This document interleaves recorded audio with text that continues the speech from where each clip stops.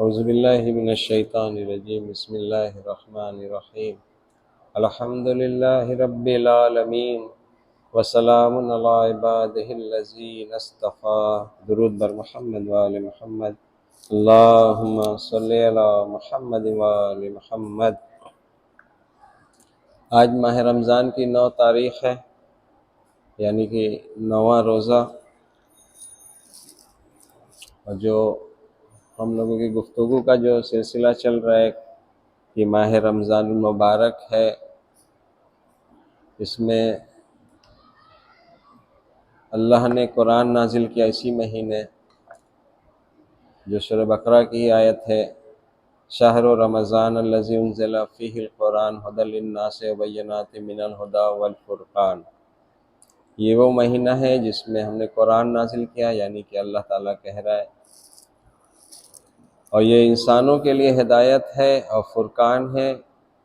فرقان ایسی ہدایت ہوتی ہے جو حق و باطل میں فرق کرنے کی تمیز پیدا کر دیتا ہے۔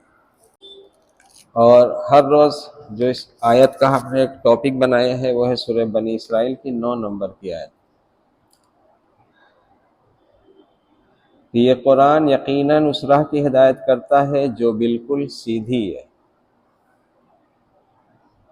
سورہ بقرہ کی جو آیت 183 نمبر کی شروع کی، اس میں ہے کہ یہ وہ مہینہ ہے جس میں ہم نے قرآن نازل کیا جو ھدی للناس، انسانوں کے لیے ہدایت ہے۔ اور سورہ بنی اسرائیل کی 9 نمبر کی آیت میں ہے کہ یہ قرآن یقیناً اس راہ کی ہدایت کرتا ہے جو بالکل سیدھی ہے، اور بشارت ہے ان مومنین کو، ان ایمان لانے والوں کو جو عمل صالح بجا لاتے ہیں، ان کے لیے بڑا اجر ہے۔ یعنی کہ عمل صالح، جو عمل صالح بجا لاتے ہیں۔ عمل صالح اور عمل، یہ دونوں میں فرق ہے۔ ہر عمل صالح نہیں ہوتا ہے۔ قرآن جو ہدایت دے گا، جو بالکل سیدھے راستے کی ہدایت دے گا، اس ہدایت کے بعد جو ہم ہدایت لے کے قرآن سے جب ہم عمل کریں گے تو وہ عمل صالح بنے گا۔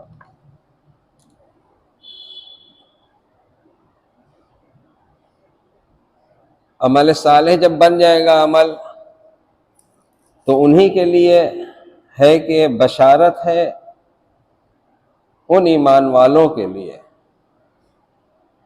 یعنی کہ جو قرآن کی بتائی ہوئی ہدایت، جو سیدھی راہ کی قرآن ہدایت کرتا ہے، اس ہدایت کو لے کے جب عمل کریں گے، اس پہ مانیں گے، مان کے جب عمل کریں گے، وہ عمل صالح ہوگا، اور انہی مومنین کے لیے بشارت ہے اور ان کے لیے بڑا اجر ہے۔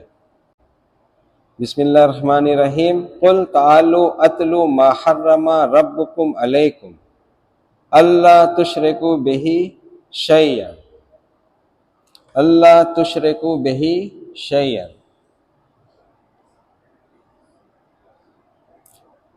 اس کا ترجمہ ہوتا ہے کہ تم لوگ کسی بھی شے کو اس کا شریک نہ بناؤ۔ کس کا؟ اللہ کا۔ یہ قرآن کی ایک ہدایت ہے کہ تم لوگ، اگر آپ ایسے کہیں، اگر یہ بھی کہا جائے تو غلط نہیں ہوگا کہ یہ اللہ کا حکم ہے، رسول اللہ کے ذریعے اللہ اپنے حکم کو بیان کرا رہا ہے، یعنی کہ رسول اللہ اللہ کے حکم کو بتا رہے ہیں کہ تم لوگ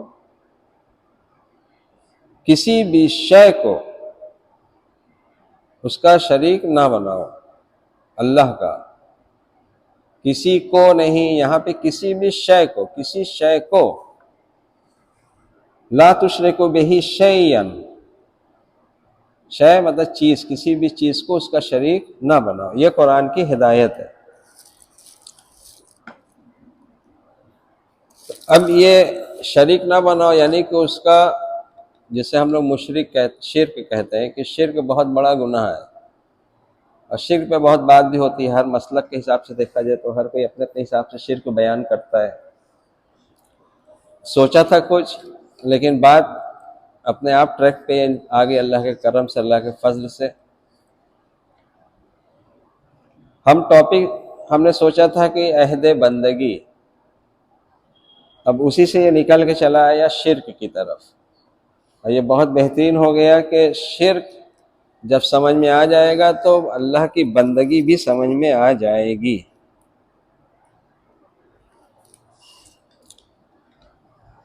اس کے ساتھ کسی شے کو اس کا شریک نہ قرار دو، یہ قرآن کی ایک ہدایت ہے۔ 2-3 دن پہلے بتایا تھا قرآن کی جو آیت ہے کہ جب جناب آدم کو اللہ نے خلق کیا، ابلیس نے سجدہ نہیں کیا، اللہ نے پوچھا کہ کیوں نہیں کیا، اس نے بتایا یہ پھر اس نے اللہ سے مہلت مانگی قیامت تک کہ اللہ نے اس کو مہلت دی، پھر اس نے کہا کہ میں تیرے صراط مستقیم پر بیٹھوں گا اور لوگوں کو گمراہ کروں گا، تو اللہ نے کہا جا جو تیری پیروی کرے گا تجھ سمیت ان سب کو جہنم میں ڈال دوں گا۔ تو اس میں ہم نے ایک پوائنٹ آؤٹ کرایا تھا، ایک بات اس میں کہ اللہ نے جو ابلیس سے کہا تھا وہ یہ کہا تھا کہ جو تیری پیروی کرے گا تجھ سمیت ان سب کو جہنم میں ڈال دوں گا۔ ابلیس نے اس کے خالق ہونے کا اقرار کیا، تبھی تو کہا کہ تو نے مجھے آگ سے بنایا، اسے مٹی سے بنایا ہے، یعنی کہ وہ قبول کر رہا تھا کہ اللہ خالق ہے۔ پھر اس نے جب اللہ نے پوچھا کہ تجھے کس چیز نے سجدے سے روکا، تو اس نے جب بات کی اللہ سے تو یا ربی کہہ کے بات کی، یعنی کہ اے میرے رب، اے میرے پالنے والے، یعنی کہ ابلیس یہ جانتا تھا کہ اللہ ہی رب العالمین ہے، تو اس کی ربوبیت کا ابلیس اقرار کر رہا تھا، اللہ کی ربوبیت کا بھی ابلیس نے اقرار کیا تھا، تو پھر ابلیس جہنمی کیسے ہو گیا؟ اور اللہ نے یہ کہا کہ جو تیری پیروی کرے گا تو سمیت جہنم میں ڈال دوں گا۔ تو ابلیس کی پیروی اصل میں ہوئی کیا؟ ابلیس کی پیروی یہی ہوئی، ایک دم سمپل میں اگر سمجھا جائے کہ ابلیس کے ساتھ ابلیس کا پیروکار کون ہوگا؟ ابلیس کا پیروکار سب سے سادہ الفاظ میں وہ ہوگا جو اللہ کو خالق مانے گا، یعنی کہ اللہ ہی نے تمام موجودات کو خلق کیا ہے وہ مانے گا، زمین و آسمان اس کے درمیان جتنی بھی چیزیں ہیں جو ہماری نظر کے سامنے ہے، جو ہماری نظر سے پوشیدہ ہے، حتیٰ کہ جو بھی مخلوق تمام عالم میں موجود ہے ان سب کا خالق اللہ ہے، یہ ابلیس مانتا تھا۔ اللہ ہی رب ہے، یا ربی اس نے کہا، تو جب یا ربی کہا تو وہ یہ بھی جانتا تھا کہ زمین کا بھی رب وہی ہے، آسمان کا بھی رب وہی ہے، خود اس کا رب یا ربی اس نے کہا یہ ہے میرے رب، تو تمام مخلوق کا رب وہی ہے، یہ بھی ابلیس مانتا تھا۔ ابلیس نے کیا نہیں مانا؟ وہ اللہ نے بھی پوچھا کہ کیا تجھے کس چیز نے سجدے سے روکا، یعنی کہ اللہ یہ اس سے پوچھ رہا تھا کہ تجھے کس چیز نے میرے حکم کی اطاعت سے روکا؟ تو اس نے اپنا عذر بیان کیا۔ تو اب ابلیس کا پیروکار کون ہوگا؟ اگر یہاں پہ تھوڑا سا غور کیا جائے کہ ابلیس کا پیروکار کون ہوگا، تو ابلیس کا پیروکار وہی ہوگا جو اللہ کا حکم نہیں مانے گا۔ ممکن ہے وہ اللہ کی ربوبیت، اللہ کی خالقیت، اللہ کی رزاقیت سب کچھ مانتا ہو، تمام اس کے جو ہے توحید کا جو پوائنٹ ہو سکتا ہے اس کا مکمل ہو، لیکن اللہ کے حکم میں اگر شریک کیا ہے تو وہ ابلیس کا پیروکار ہے۔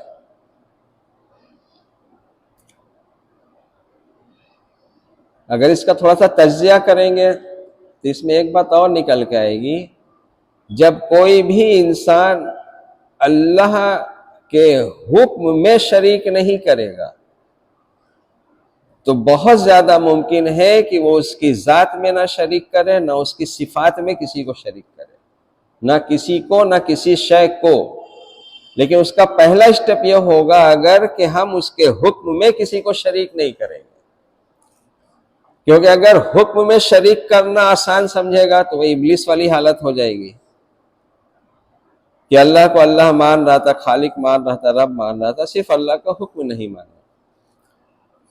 تو یہ بہکاوا یہیں سے آ رہا ہے کہ اللہ کو قرآن کی آیتیں بھی ہے کہ ان سے پوچھو کہ زمین و آسمان کس نے پیدا کیا، تو یہ خود کہیں گے کہ اللہ نے پیدا کیا۔ تو جب خود کہیں گے اللہ نے پیدا کیا تو آگے آیت بڑھ کے کہتی ہے تو پھر یہ کہاں سے دھوکہ کھا رہے ہیں؟ یعنی کہ یہ سمجھ رہے ہیں، یہ جان رہے ہیں، تسلیم کر رہے ہیں کہ زمین و آسمان اس کے درمیان جو بھی چیزیں ہیں سب اللہ نے پیدا کیا ہے۔ تو جب سب اللہ نے پیدا کیا ہے تو اب غور کرنے والی بات یہ ہے کہ کیا ساری موجودات اس کی اللہ ہی کے حکم کی اطاعت کر رہی ہے یا نہیں کر رہی ہے؟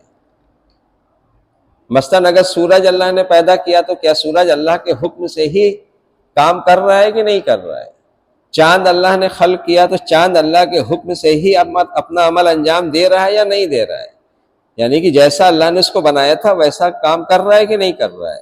زمین کو اللہ نے پیدا کیا تو زمین اپنے حساب سے اپنا کام کر رہی ہے یا نہیں کر رہی ہے؟ مثلاً اگر زمین میں اگر زندہ زمین ہے اس میں دانہ ڈالا جا رہا ہے تو کیا زمین اس کو شگاف کر رہی ہے؟ تو اپنا کام کر رہی ہے، تو وہ بھی کر رہی ہے۔ بادل اپنا کام کر رہا ہے، بارش کو زمین پہ نازل کرتا ہے، تو ہر شے اس کی اپنے اپنے کام میں لگی ہے۔ اگر اس کو چلیے آگے انشاءاللہ بات ہوگی تو ایک اسی میں سے پوائنٹ نکل جائے گا۔ اگر اس کو ایسے کہا جائے کہ تمام کائنات میں جتنی بھی اللہ کی مخلوقات ہے، زمین و آسمان اور اس کے درمیان سب کچھ، یہ ہر شے اپنی ڈیوٹی پہ گامزن ہے، یعنی کہ اپنی ڈیوٹی نبھا رہی ہے۔ کوئی شے ایسی نہیں ہے کہ جو اپنی ڈیوٹی سے غافل ہو، غفلت برت رہی ہو۔ یہ اس میں ایک پوائنٹ ہے قرآن کا، ایک اس میں نظام آئے گا انشاءاللہ آگے، کہ دنیا میں جتنی بھی مخلوقات ہے زمین و آسمان میں، اس کے درمیان میں جو بھی شے ہے، ہر شے اپنی ڈیوٹی نبھا رہی ہے، اپنا کام انجام دے رہی ہے۔ ذرہ برابر بھی وہ اس میں کوتاہی نہیں کرتے ہیں۔ بہرحال یہ دوسرا ٹاپک ہو جائے گا، ہم شرک پہ واپس لوٹتے ہیں۔ تو اب ابلیس کا جو پیروکار ہوگا وہ جہنم میں جائے گا۔ کیا ابلیس نے شرک کیا تھا؟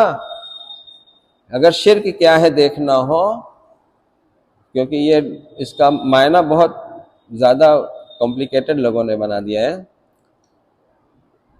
جہنم میں ابلیس کا پیروکار جائے گا، تو شرک کیا ہے اس کو کون سا؟ اگر کسی سے پوچھا جائے کہ کیا ابلیس نے شرک کیا تھا، ہم نے دو مسلک کے عالم سے پوچھا یہ سوال کہ کیا ابلیس نے شرک کیا تھا، تو دونوں نے برجستہ کہا کہ نہیں، ابلیس نے شرک نہیں کیا تھا۔ تو جب ابلیس نے شرک نہیں کیا تو ہم نے کہا تو پھر تو وہ بخش دیا جائے گا، اللہ تو ہر گناہ بخش دے گا سوائے شرک کے، قرآن کی آیت ہے ہاں، تو ہم کا پھر تو وہ بخشا جائے گا کہ نہیں اس نے شرک کیا تھا۔ تو یہ اچھی چیز نہیں ہے۔ بہرحال تو ابلیس کا جو شرک تھا وہ کیا تھا؟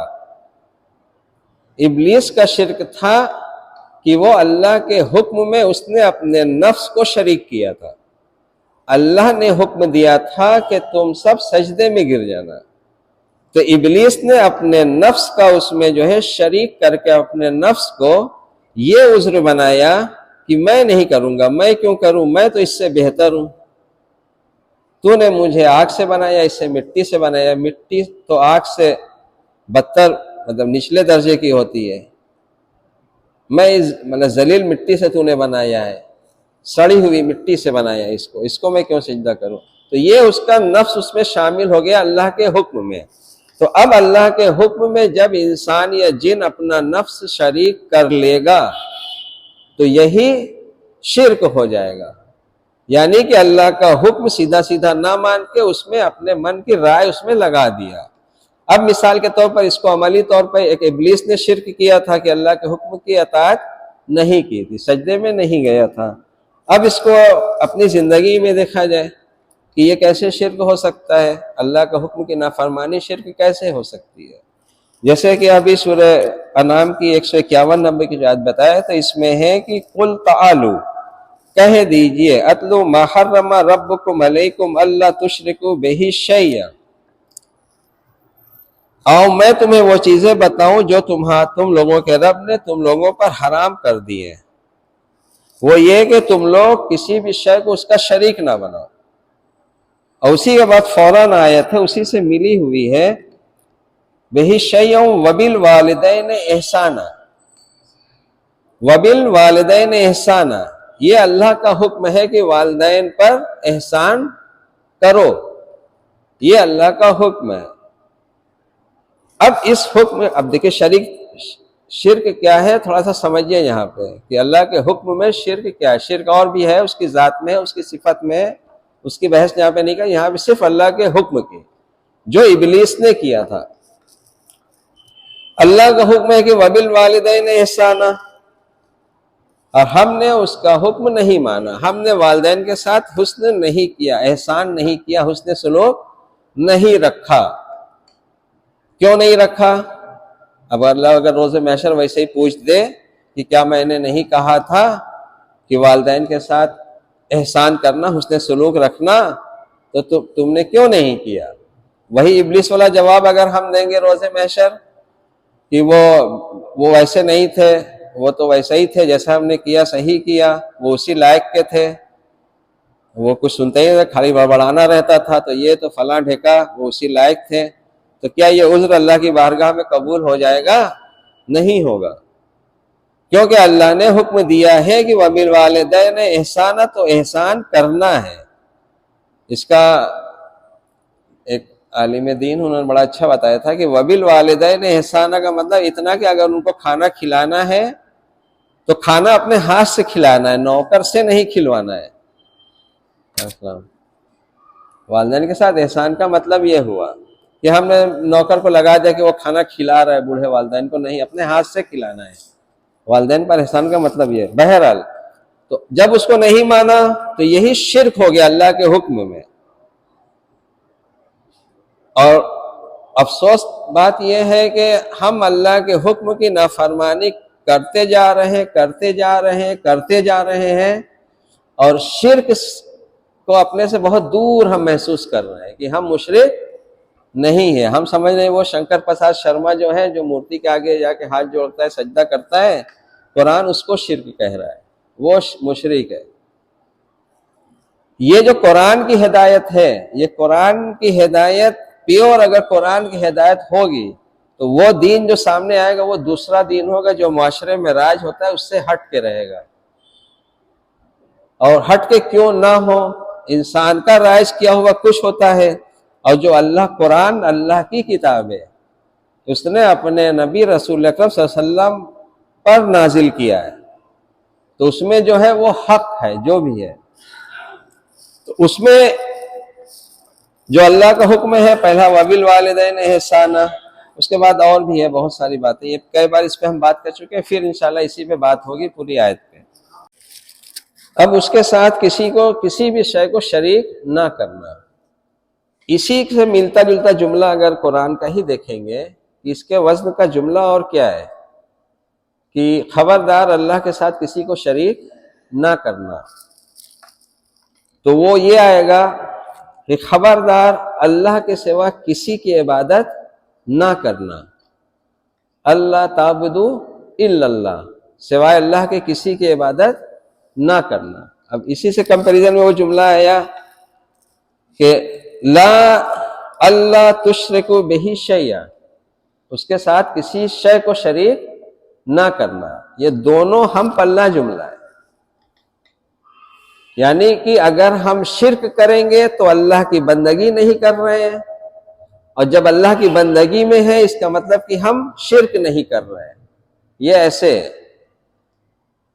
تو ہم شرک سے کیسے بچ سکتے ہیں؟ اگر قرآن کی آیت کہہ رہی ہے کہ اس کے ساتھ کسی بھی شے کو شریک نہیں کرنا ہے اللہ کے ساتھ، تو یہ کیسے ممکن ہے کہ ہم شرک سے بچیں؟ کیونکہ مشرک کا ٹھکانہ جہنم ہے، قرآن کی آیت ہے۔ تو اب اس شرک سے بچنے کے لیے واحد ایک راستہ ہے کہ اس کی بندگی کی جائے، جس کو ہم اپنی زبان میں کہتے ہیں کہ اس کی عبادت کی جائے۔ عبادت ہم ہر بار روز ہی یہ بات ہو جاتی ہے، یہ رکوع سجود قیام جو ہم کر رہے ہیں، ہم سمجھ رہے ہیں کہ یہی اللہ کی عبادت ہے، یہ بھی اللہ کی عبادت بن سکتی ہے۔ کب بنے گی؟ جب ہم اپنے زندگی میں جو بھی امور انجام دے رہے ہیں، جو اللہ کا حکم جہاں جہاں ہے، مثلا جیسے کل وراثت کی تقسیم کا کل بیان کیا، تو وراثت کی تقسیم کا جو حکم اللہ کا ہے، اگر اسی کے حساب سے باپ کی وراثت کو تقسیم کیا، جیسا اللہ کا حکم ہے کہ تمہیں وصیت کیسی کرنی ہے، اگر ویسے ہی وصیت کی اللہ کے حکم کے مطابق، تو یہ اللہ کی بندگی ہوئی۔ ہاں، اب اگر ہم ویسے ہی کر رہے ہیں معاشرے میں، تو اب ہمارا رکوع سجود اور قیام جو ہے اللہ کی بارگاہ میں قبول ہو جائے گا۔ جیسے ابلیس نے کیا تھا، ابلیس نے تکبر کیا تھا، تو کس چیز کا تکبر کیا تھا؟ تکبر کہا ہی اسے جاتا ہے کہ اللہ نے جو حکم دیا ہے اس کو ہم ویسے نہیں کریں گے۔ مثلا اللہ نے کہا ہے کہ اپنے باپ کی میراث کو ایسے ایسے بانٹنا، ہم نے تکبر کیا تو کیا کیا؟ نہیں، اللہ نے جیسے کہا ہے ویسے نہیں کریں گے، تو ابا استکبرا، یہ بھی ویسے ابلیس کی طرح ہو گیا، اس نے تکبر کر دیا اللہ کے حکم سے۔ اور جناب فاطمہ سلام اللہ علیہا، اللہم صلی علی محمد وعلی محمد، ان کا جو خطبہ فدق والا ہے اس میں جو پہلا ہے، تو انہوں نے یہی بتایا ہے کہ صلاۃ جو ہے تکبر سے روکتی ہے، صلاۃ تکبر سے روکتی ہے۔ یعنی کہ اگر ہم یہ رکوع سجود والی صلاۃ کو صلاۃ کہہ بھی رہے ہیں، تو اگر اس میں کیا ہوا عہد جو ہم سورہ حمد میں کرتے ہیں کہ اللہ ہم تیری ہی بندگی کریں گے، تجھی سے استعانت چاہتے ہیں، لہذا تو ہمیں صراط مستقیم کی ہدایت فرما، کیونکہ ہم تیری ہی بندگی کرنا چاہ رہے ہیں۔ تو اب ہم معاشرے میں جب اللہ کے حکم کے مطابق زندگی گزار رہے ہیں تو یہ اس کی بندگی ہوئی۔ اب ہم جناب فاطمہ سلام اللہ علیہ کے مطابق اب ہم نے اپنے صلاۃ نے تکبر سے بچایا، اور اگر معاشرے میں ہم اللہ کے حکم کی پامالی کر رہے ہیں تو یعنی کہ ہم ابھی صلاۃ تک نہیں پہنچ رہے ہیں۔ ایک دم سمپل سی بات ہے۔ تو ہمارے جتنے ائمہ ہیں، معصومین ہیں، تو ان کا بھی جو پیغام ہے، ان کا پیغام وہی ہے جو اللہ کا پیغام ہے، وہ اللہ ہی کے امر سے ہم لوگوں کو ہدایت کرتے ہیں۔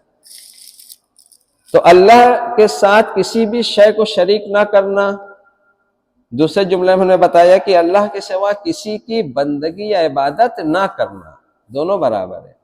اگر ہم نے بندگی کسی اور کی تھی، اس کو اور مثال کے طور پر سمجھا دیں، مثلا میرا ایک نوکر ہے، ہمارے یہاں کام کرتا ہے، بہت آسانی سے سمجھا دیتے ہیں، اللہ کرے سمجھ میں آ جائے۔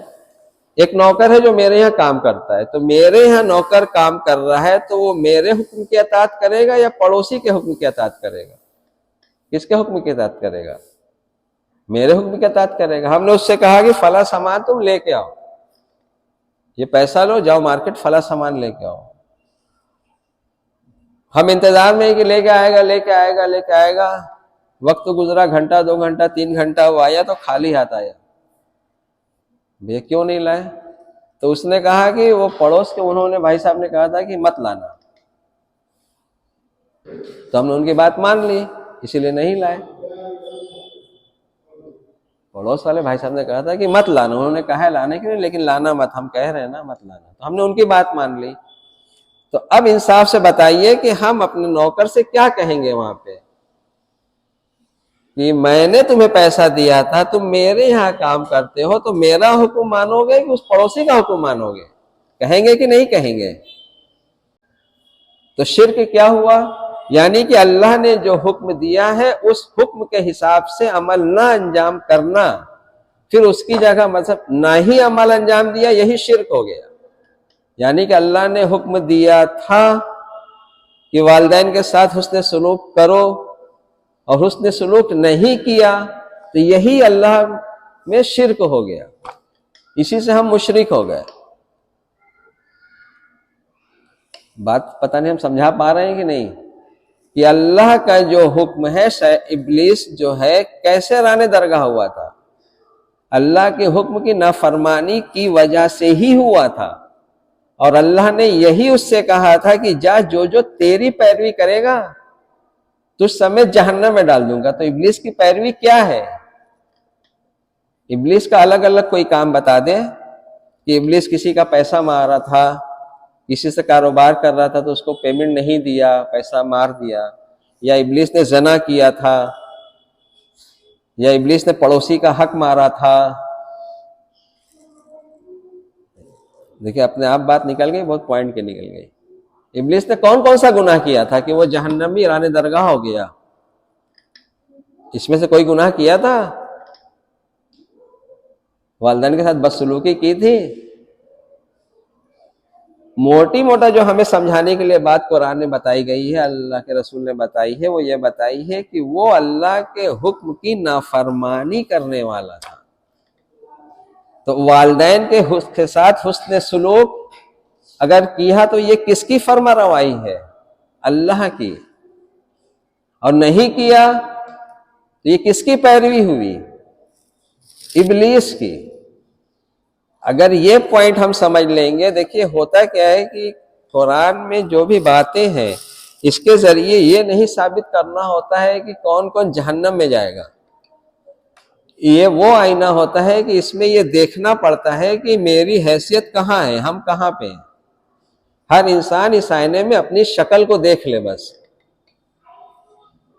قرآن اگر ہم کوئی غیر تو ہے نہیں کہ ہم سے قرآن سے کوئی تعلق نہیں ہے، ہم جانتے ہی نہیں کہ قرآن کیا ہے۔ اگر ہم نہیں جانتے کہ قرآن کیا ہے تو قرآن اس طرح کے لوگوں کو بھی ہدایت کر رہا ہے۔ ابھی ہم اسی معاشرے میں پیدا ہوئے ہیں جہاں ہم سب پیدا ہوئے، سب جانتے ہیں کہ قرآن کیا ہے، تھوڑا بہت جانتے ہیں، تو ہم اس حساب سے قرآن سے ہدایت لیں گے۔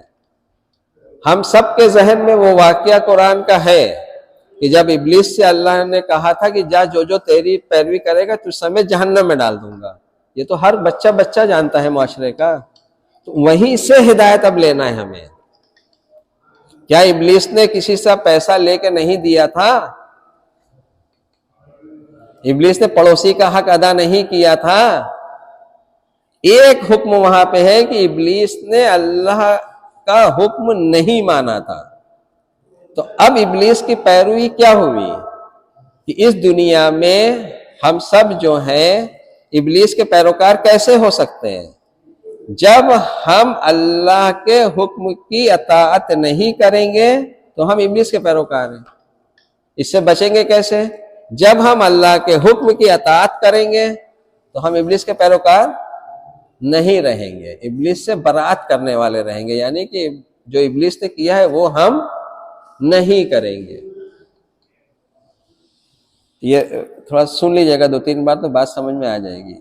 مین بات ہو رہی تھی کہ اللہ کے ساتھ کسی کو شریک نہیں کرنا، لیکن جو جہنم میں لے کے جائے گا وہ اللہ کے حکم کی نافرمانی، اللہ کے حکم میں اگر شریک کیا۔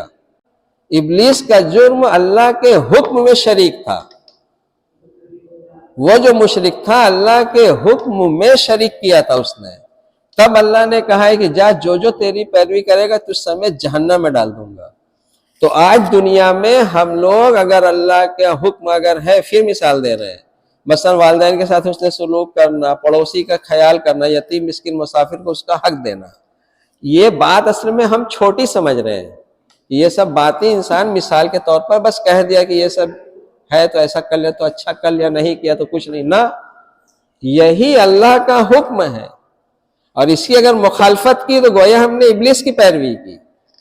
مثلاً ایک سوال اگر کریں کہ قرآن میں آیتیں پڑھتے ہوں گے آپ لوگ، یاد بھی ہوگا، سورہ بنی اسرائیل کی 2 نمبر آیت دیکھ لیجئے، 2 نمبر سورہ بنی اسرائیل کی۔ بسم اللہ الرحمن الرحیم۔ وَآتَيْنَا مُوسَى الْكِتَابَ وَجَعَلْنَاهُ هُدًى لِبَنِي إِسْرَائِيلَ أَلَّا تَتَّخِذُوا مِن دُونِي وَكِيلًا، اور ہم نے موسیٰ کو کتاب دی، جیسے رسول اللہ صلی اللہ علیہ وسلم کو اللہ نے کتاب دی۔ اب دونوں بات کو پیرلر میں سمجھیے، ہم نے موسیٰ کو کتاب دی، اللہ کہہ رہا ہے، اور اللہ نے رسول اللہ کو کتاب دی، دونوں ایک طرح کی بات ہو گئی۔ یعنی کہ ایک کتاب تھی جو جناب موسیٰ کو اللہ نے دیا تھا، ایک کتاب ہے جو رسول اللہ صلی اللہ علیہ وسلم کو دیا، سیم ہو گئی بات۔ اس کے آگے کی بات، اور اس کتاب کو بنی اسرائیل کے لیے ہدایت قرار دیا تھا۔ اللہ نے جناب موسیٰ کو جو کتاب دی تھی، تو جناب موسیٰ کی جو امت تھی اس کو کہا جاتا تھا بنی اسرائیل. تو اللہ نے بنی اسرائیل کو اس کتاب کا مطلب ہدایت کے لیے دیا تھا. اب یہ قرآن رسول اللہ کو اللہ نے دیا تو کس لیے دیا؟ رسول اللہ کی امت کی ہدایت کے لیے دیا. تو اب سوال یہ بتائیے کہ اگر ہم پوچھیں، قرآن تو ہمارے سامنے موجود ہے، ہم اگر سوال کریں کہ جناب موسیٰ کی کتاب میں کیا تھا، جناب موسیٰ کو جو اللہ نے کتاب دی تھی اس میں کیا تھا، یہ سوال بنتا ہے کہ نہیں؟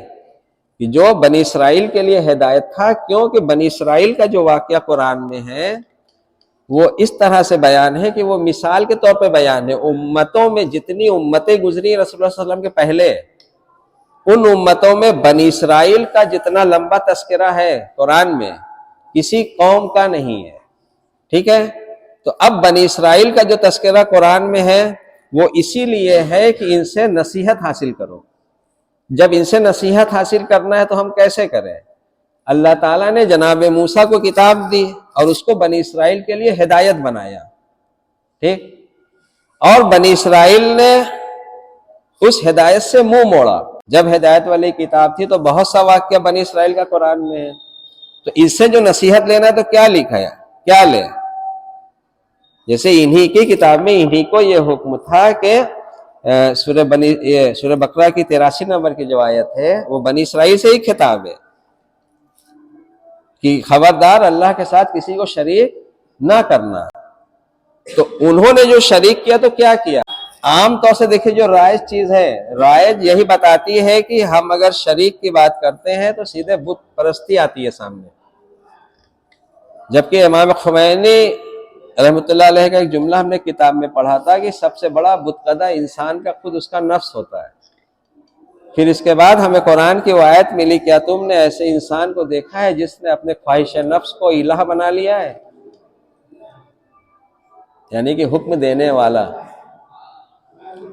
تو اب بنی اسرائیل کو جو کتاب دی تھی، جناب موسیٰ کو جو کتاب دی تھی اللہ نے، بنی اسرائیل کو جو کتاب دی اللہ نے موسیٰ کو، تو وہ ہدایت بنا کے دیا. قرآن دیا رسول اللہ کو قوم کے لیے ہدایت. تو جناب موسیٰ کی کتاب میں کیا تھا کہ جو جس کی پیروی انہیں کرنا تھا؟ بنی اسرائیل کو، جیسے قرآن میں آج ہم پوچھیں کہ قرآن میں کیا ہے جس کی ہمیں پیروی کرنا ہے، سوال اتنا ہی، جبکہ قرآن ہمارے سامنے ہے، لیکن یہ اتنی ہی پیچیدہ سوال میرا ہے کہ اگر ہم یہ سوال کریں کہ جناب موسیٰ کی کتاب میں کیا تھا جس کی بنی اسرائیل کو پیروی کرنا تھا، تو اب ہم یہ سوال پر جھٹ سے کہیں گے کہ ہمیں کیا پتا، وہ جانے، ہمارے سامنے تو کتاب بھی نہیں ہے. اچھا بھیا قرآن تو سامنے ہے، یہ بتا دیجئے کہ ہمیں قرآن کی کون سی پیروی کرنا ہے؟ یہ تو سامنے ہے. کیا بات سمجھ میں آ رہی ہے کہ نہیں؟ جناب موسیٰ کی کتاب ہمارے سامنے نہیں نا، ہم تو کہہ رہے ہیں کہ وہ تھی، انہوں نے بدل دیا. توریت تھی، توریت انہوں نے بدل دیا. تو بدل دیا تو کیا آج بھی بدل دیا؟ کتنی بدل دیا؟ اس میں کچھ ہے کہ نہیں ہے؟ کیونکہ قرآن یہ ثابت کر رہا ہے. سورہ بقرہ کی شروع کی ہی آیت ہے کہ بسم اللہ الرحمن الرحیم الف لام میم ذالک الکتاب لا ریب فیہ ھدی للمتقین الذین یؤمنون بالغیب ویقیمون الصلاۃ ومما رزقناہم ينفقون. اس کے بعد کی آیت دھیان سے سنیے، والذین یؤمنون بما انزل الیک، اور جو کچھ آپ پر نازل ہوا ہے اس پہ ایمان لاتے ہیں، وما انزل من قبل، اور اس پہ ایمان لاتے ہیں جو آپ سے پہلے نازل کیا گیا ہے، وبالآخرۃ هم یوقنون، اور وہ آخرت پر یقین رکھتے ہیں. تو جناب رسول خدا صلی اللہ علیہ وسلم کے پہلے جو کتاب نازل ہوئی تھی اس پہ ہمارا ایمان ہے؟ کسی کا ایمان ہے؟ کوئی مانتا ہے؟ کیا ہے اس کتاب میں؟ یہ دیکھیں ایک بہت جیسے ہوتا ہے نا کہ عطر جو ہوتا ہے، عطر کہتے ہیں کہ جو ہے اس کا روح کسی چیز کی عرق بولتے ہیں نا، عرق، کسی بھی چیز کے عرق ہو تو بہت خالص وہ چیز مانا جاتا ہے. تو ایسے ہی سمجھ لیجیے کہ قرآن کی جو خالص ترین چیز ہے وہ کیا ہے، اس پہ جب ہم غور کریں گے تبھی وہاں تک وہ مطلب وہ ملے گی، نہیں تو وہ ملنا نہیں ہے. خالی ہم اوپری اس کی خوبصورتی سب بیان کرتے رہیں گے قرآن کی اور بائبل کی، لیکن جو اس کی اصل خوشبو ہے وہ نہیں ملے گی۔ تو یہ سوال کتنا ٹائم ہے ابھی؟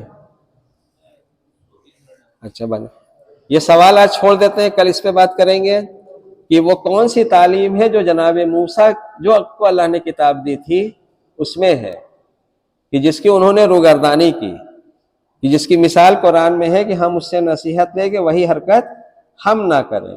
کیا جو تعلیم جناب موسیٰ کی کتاب میں تھی وہی تعلیم رسول اللہ کی کتاب میں بھی ہے؟